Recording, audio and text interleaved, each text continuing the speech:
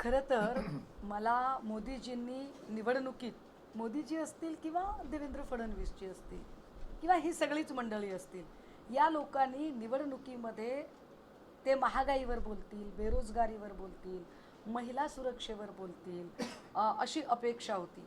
एकीकडे विश्वगुरू म्हणून ज्या वेळेला तुम्ही डंका वाजवताय, तर विश्वगुरू असणाऱ्या माणसाने जात धर्म असे कंपार्टमेंट करण्यापेक्षा आणि तुकडे तुकडे गँगचं काम करण्यापेक्षा, कारण हे स्वतः तुकडे तुकडे गँग आहेत, या लोकांनी आपण काय कामं केली याच्यावर मतं मागावीत ना.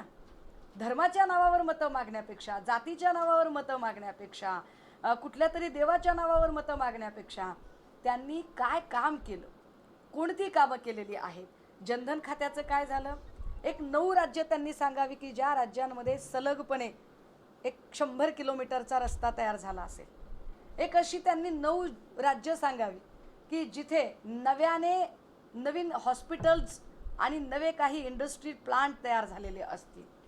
त्यांनी या राज्यातली एक 9 अशी शहरं सांगावीत आम्हाला जी त्यांनी स्मार्ट सिटीची संकल्पना केली होती, त्यात ते 9 शहरं पूर्ण झालेली आहेत. एक असे 9 खासदार सांगावेत त्यांनी, 9 खासदार, फक्त मी जास्त सुद्धा आकडा सांगत नाही, की ज्या खासदारांनी खासदार ग्रामदत्तक योजनेच्या अंतर्गत गावं दत्तक घेतली आणि त्या गावांचा कायापालट करून दाखवला. तर मला असं वाटतं की याचं एकाही प्रश्नाचं उत्तर मोदीजींना आणि त्यांच्या भक्तुल्यांना अजिबात देता येणार नाही. हिंदू मुस्लिम करणं सोपं असतं, साधं गणित आहे. पत्रकार वारिशे यांचा खून झाला. वारिशे कोण? हिंदू. वारिशेंना उडवणारा कोण? हिंदू.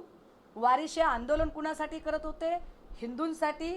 या प्रकल्पाने जास्त त्रास कुणाला होणार होता? तर हिंदूंना. या सगळ्यांमध्ये जमिनी कुणाच्या जात आहेत? हिंदूंच्या. या जमिनी जात असतानाही पुन्हा त्या कंपनीच्याच बाजूने बोलणारे राजकीय पुढारी कोण? हिंदू. आणि ही कंपनी कुणाची? तर अरबी मुस्लिमाची. पण या अरबी मुस्लिमाच्या कंपनीमध्ये भागीदारी कुणाची? तर भाजपच्या हिंदू नेत्यांची. हे कुणाला हिंदू आणि मुस्लिमच्या गप्पा सांगतात? जर मोदीजींना खरंच इथे लोकांचे प्रश्न सोडवायचे असतील तर त्यांनी महागाईवर, बेरोजगारीवर, शेतमालाला भाव मिळाला पाहिजे त्यावर, आणि इथल्या महिला असुरक्षेच्या मुद्द्यावर बोललं पाहिजे.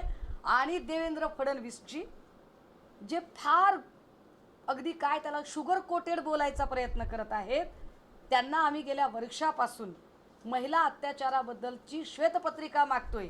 ती श्वेतपत्रिका ते का काढू शकले नाही? का महिला अत्याचारावर त्यांचं एकदाही तोंड उघडलं नाही? त्यावर त्यांनी बोलावं.